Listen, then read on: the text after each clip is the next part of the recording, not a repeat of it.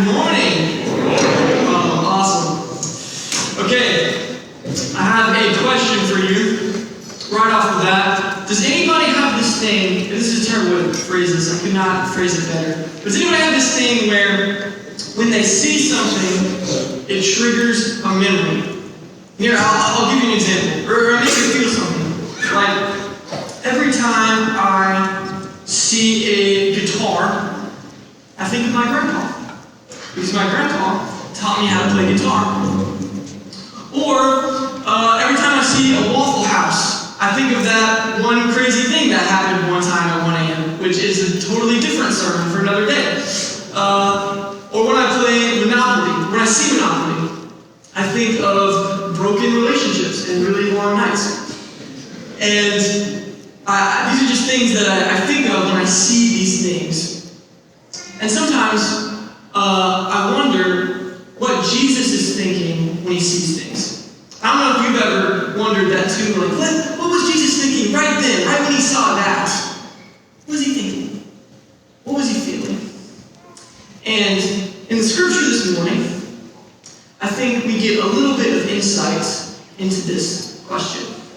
Now, if you're new here, or if this is your first Sunday or your first Sunday in a while, welcome. We're glad you're here. We've been going through a series through the book of Mark called Right Now. And it's called Right Now because Mark loves to use these present tense verbs. And all the action is happening in the moment. Right? He uses the word immediately all the time. Like, immediately this happens, immediately this happens. And I loved Clark's illustration of this last week, where he said, Mark is like the person who has a membership to the museum, and it's your first time going there, and it's like, oh man, he is going to show me all of the things. And he takes you by the hand, he's like, look at this, look at this, look at this. And that's kind of what Mark is doing in his gospel. It's happening so fast. And he focuses almost less about the teachings of Jesus and more on his actions. Right? It's more about who Jesus is. And the first line in the Gospel of Mark says this. It says, the beginning of the good news of Jesus the Messiah, the Son of God. And this acts almost like a title sentence. Right? It's the lens through which we read this book. Jesus is the Messiah. He's the Son of God. But what kind of Messiah? What kind of Son of God? These are the questions that Mark is trying to answer for us. And last week, Clark talked about the bleeding woman and Jairus and his daughter. And Jesus is showing tremendous power through these stories. He heals this woman who has been bleeding for 12 years. And he speaks life into Jairus' daughter. And it's almost like his clothes are dripping with healing and with life. Mark is saying something about who the Son of God is. He's saying something about who Jesus is. And this morning, we're going to talk about two very similar stories, but they are different. It's the feeding of the 5,000 and the feeding of the 4,000. So we'll start in Mark 6. If you brought your Bibles, or if you want to call your Bible out, this would be the time to be in Mark chapter 6. But I want to give you some context first, because a few things have happened since Jesus gave life to Jairus' daughter. And the biggest thing that's happened since then is Jesus has sent out the 12 apostles. Right? So they go out in twos, and they preach that people should repent, and they cast out demons, and they perform healings. And while they're doing this, John the Baptist, who's Jesus' cousin, he's killed. And it's a sad story. I encourage you to read it on your own. But we're left in Mark chapter 6, starting in verse 30, as the apostles return from their missionary journeys. And here's what it says. The apostles gathered around Jesus and reported to him all they had done and taught. Then, because so many people were coming and going that they did not even have a chance to eat, he said to them, come with me by yourselves to a quiet place and get some rest. So they went away by themselves in a boat to a solitary place. But many who saw them leaving recognized them and ran on foot from all the towns and got there ahead of them. When Jesus landed and saw a large crowd, he had compassion on them because they were like sheep without a shepherd. So he began teaching them many things. By this late in the day, so his disciples came to him. "This is a remote place," they said, "and it's already very late. Send the people away so that they can go to the surrounding countryside and villages and buy themselves something to eat." But he answered, "You give them something to eat." They said to him, "That would take more than half a year's wages. Are we to go and spend that much on bread and give it to them to eat?" "How many loaves do you have?" he asked. "Go and see." When they found out, they said, 5 and 2 fish. Then Jesus directed them to have all the people sit down in groups on the green grass. So they sat down in groups of hundreds and fifties. Taking the 5 loaves and the 2 fish, and looking up to heaven, he gave thanks and broke the loaves. Then he gave them to his disciples to distribute to the people. He also divided the 2 fish among them all. They all ate and were satisfied. The disciples picked up 12 basketfuls of broken pieces of bread and fish.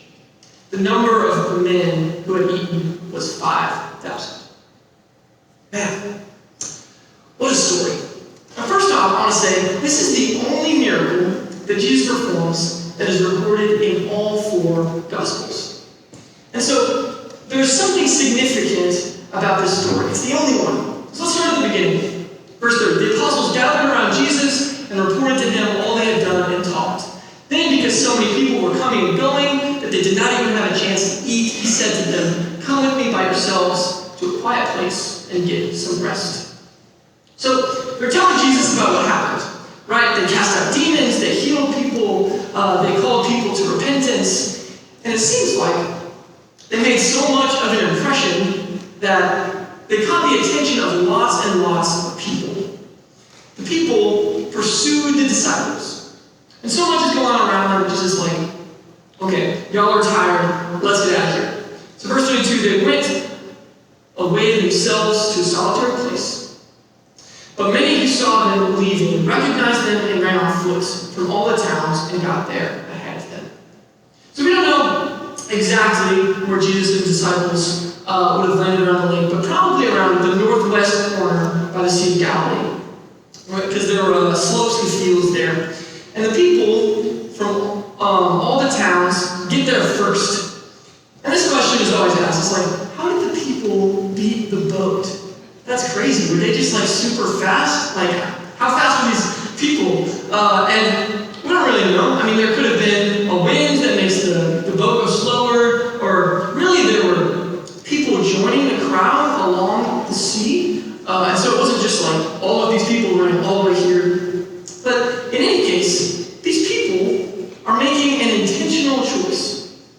They want to see Jesus and the disciples so badly that they run around the lake to meet him there. 34.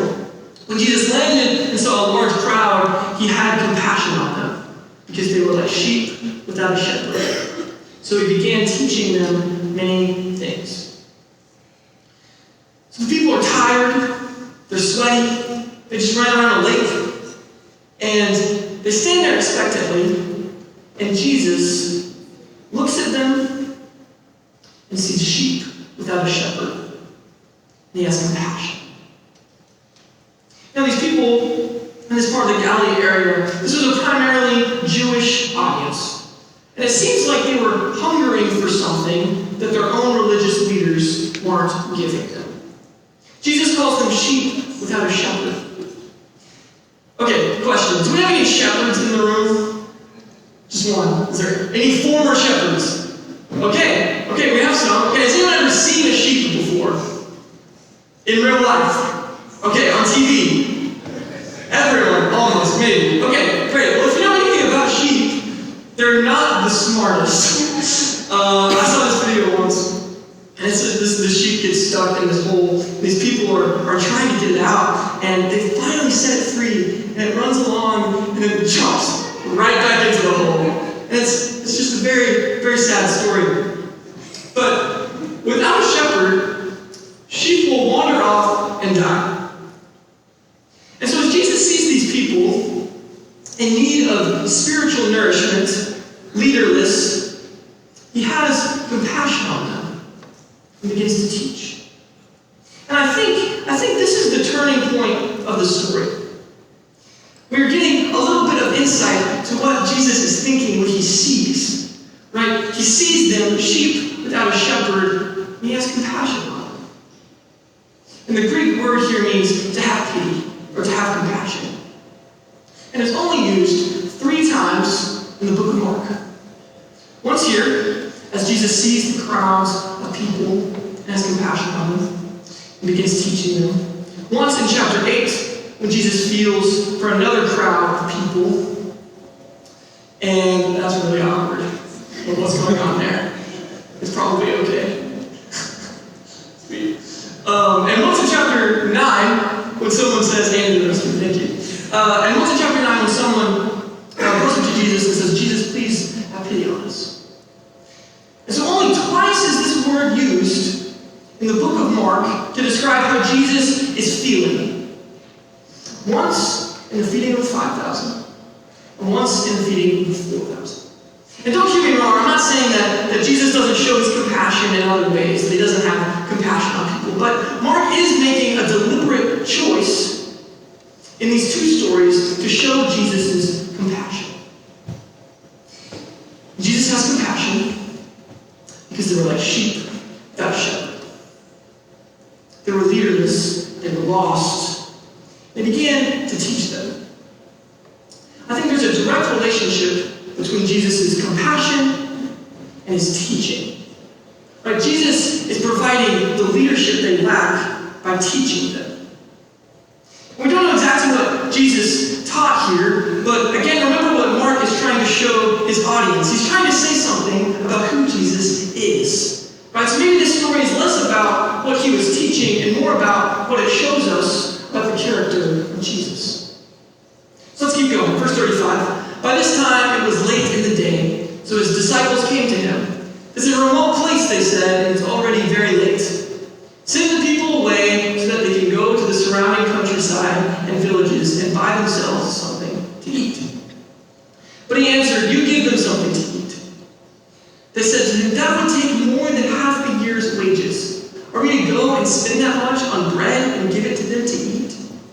How many loaves do you have? Yes. Go and see. When they found out, they said 5 and 2 fish. Okay, by this time, it's late. The people are hungry. And the disciples bring this to Jesus' attention. And his response, at least to them, is ridiculous. Right? Jesus says, you give them something to eat. It says that in this passage there are 5,000 men. That is just the men. I mean, who knows how many people are really there? That's at least 50 times the people in this room. This is an insane amount of people. And Jesus says, feed them.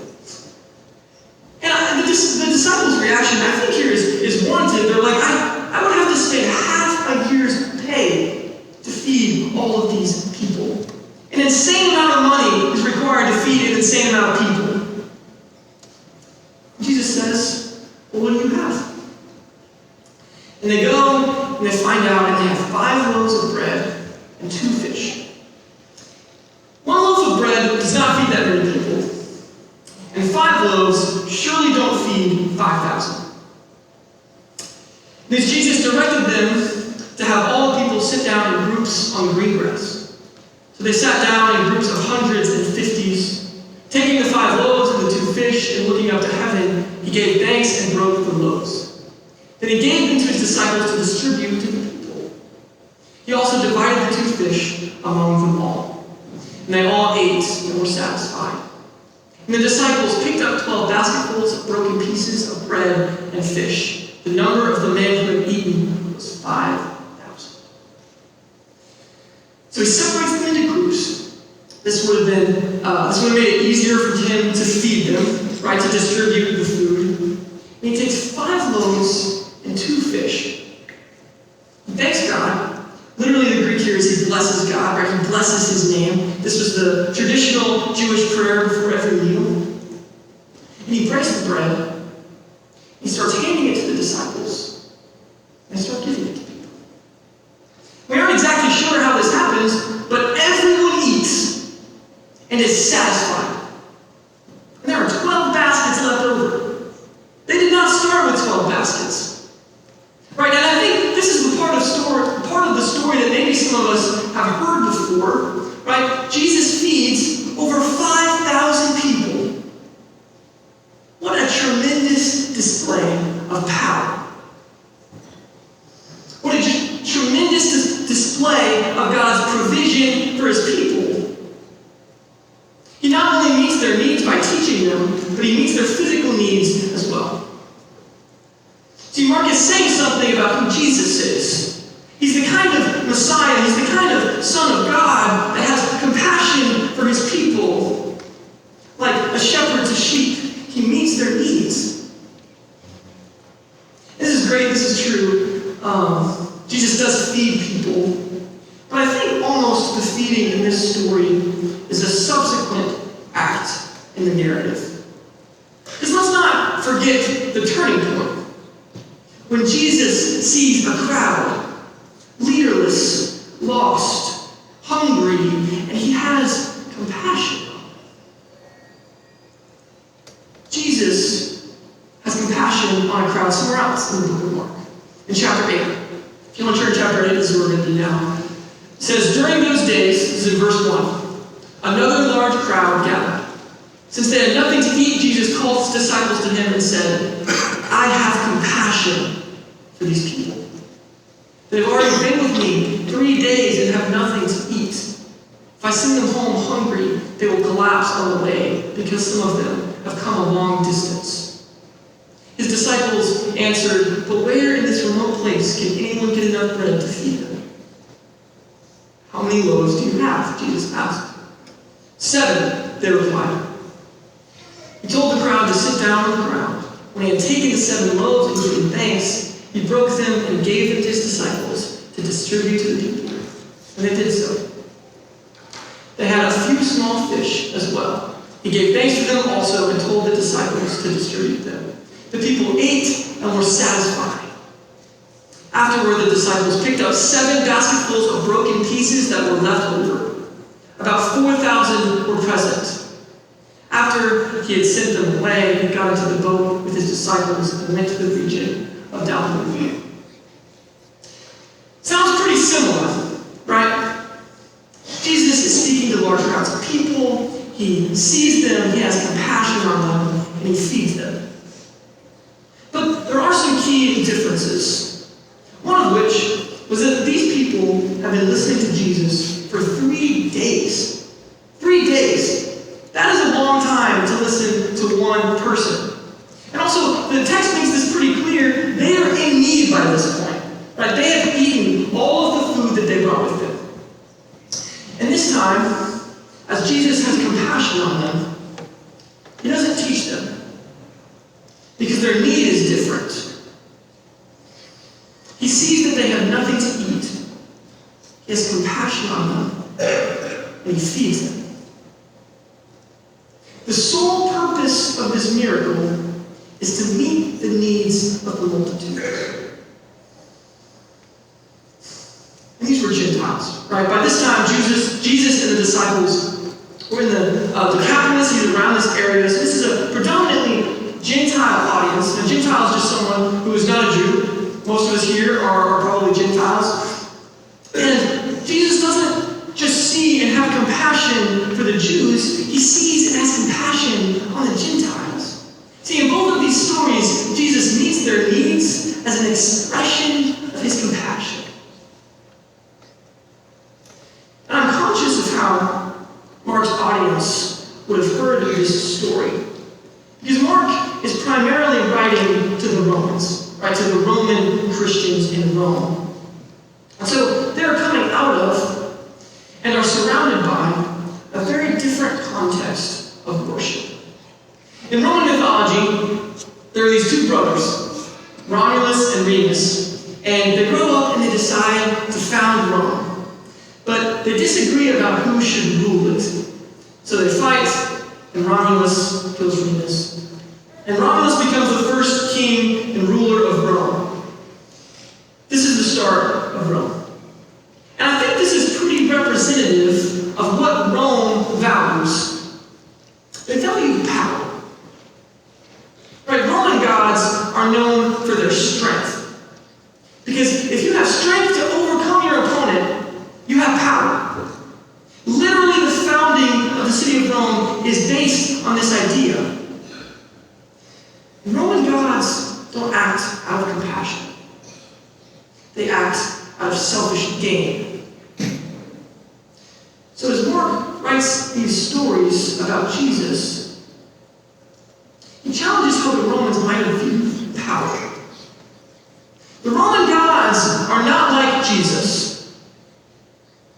And while Jesus does prove himself to be powerful, he feeds thousands of people. He does it twice.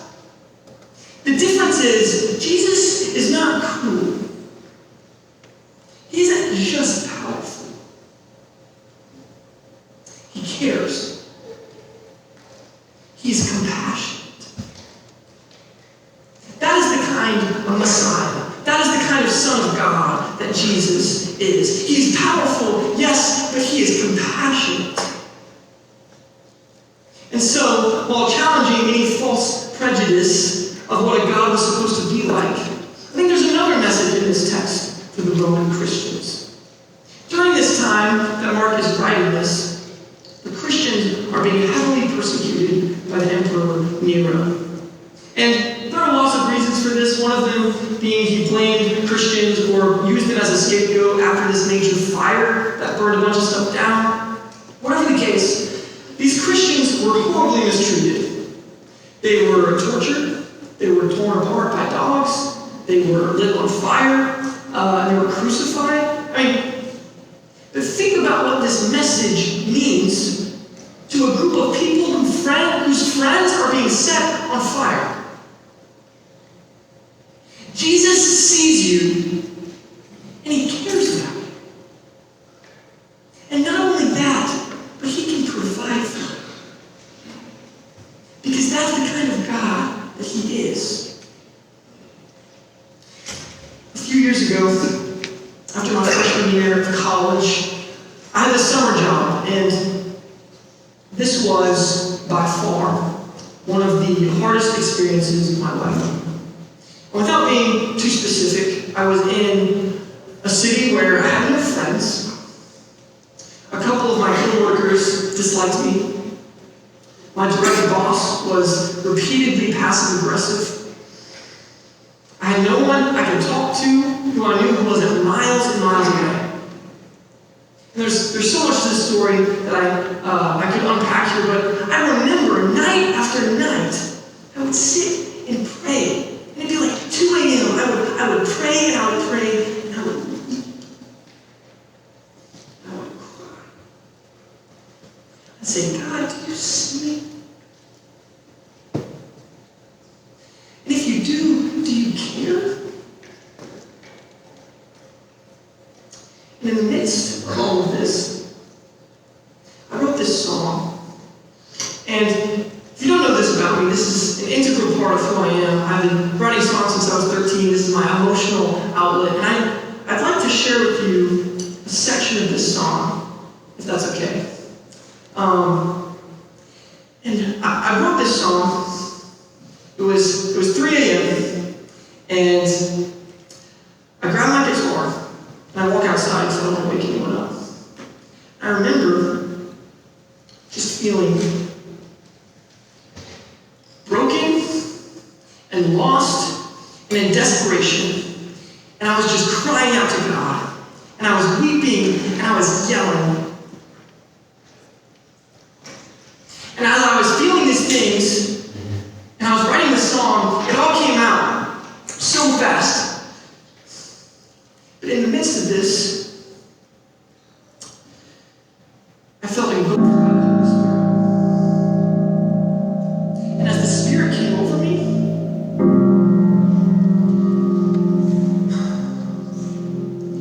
the next words that I sang were Jesus speaking to me. And so this song is called Crying Out. The first part is a lament, and the second half, God speaks back. And I just want to share with you just a little bit of this second part. It has something to do with the slides.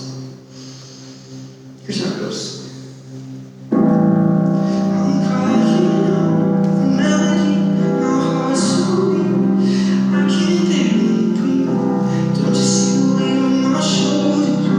Don't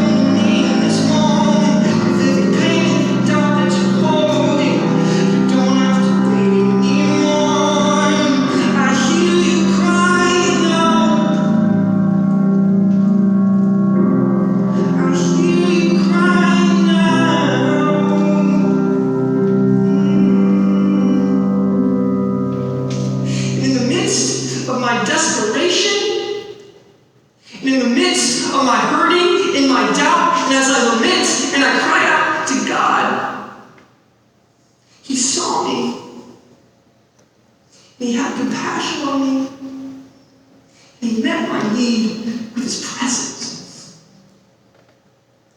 Because that's the kind of Messiah, that's the kind of Son of God, that's the kind of God that Jesus is.